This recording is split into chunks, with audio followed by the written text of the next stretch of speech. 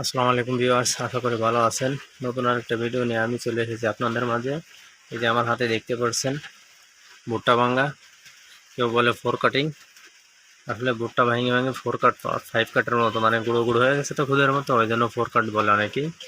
এটা দিয়ে আমি রান্না করব। এটা সাথে আরেকটা জিনিস আছে, এর আগে আমি আপনাদের দেখাইছি। সেটা হচ্ছে এই যে চাউল।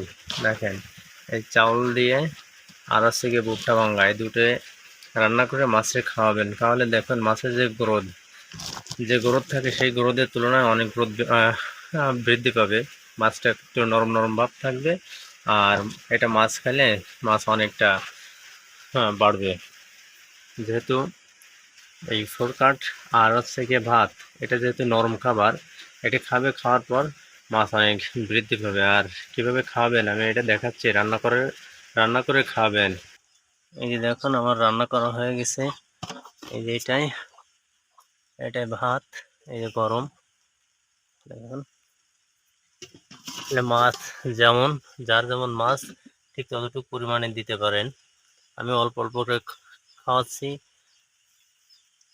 মাছ আমার একটু ছোট ছোট আছে, সেই জন্য কিছুদিন পর এটা আরো পরিমাণ আমি বাড়িয়ে দেবো। আপনারাও বাড়াই খাওয়াতে পারবেন মাছ অনুযায়ী। এই দুটোকে আমি একত্রিত মিক্সড করে আমি ঘিরে প্রয়োগ করব। গুড়ি গুড়ি বৃষ্টি পড়তেছে তো, আর এই বৃষ্টির মধ্যে ভাতের ভিতরে একটু পানি দিলে আসলে ভাতটা ঢালে নিতে সুবিধা হবে।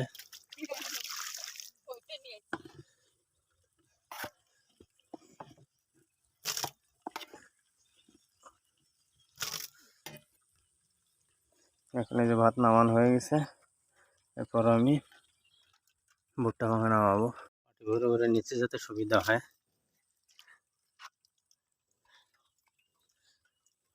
এটা আমি মিশিয়ে দেবো। মিশিয়ে দিলে আমার একসাথে মারতে সুবিধা হবে।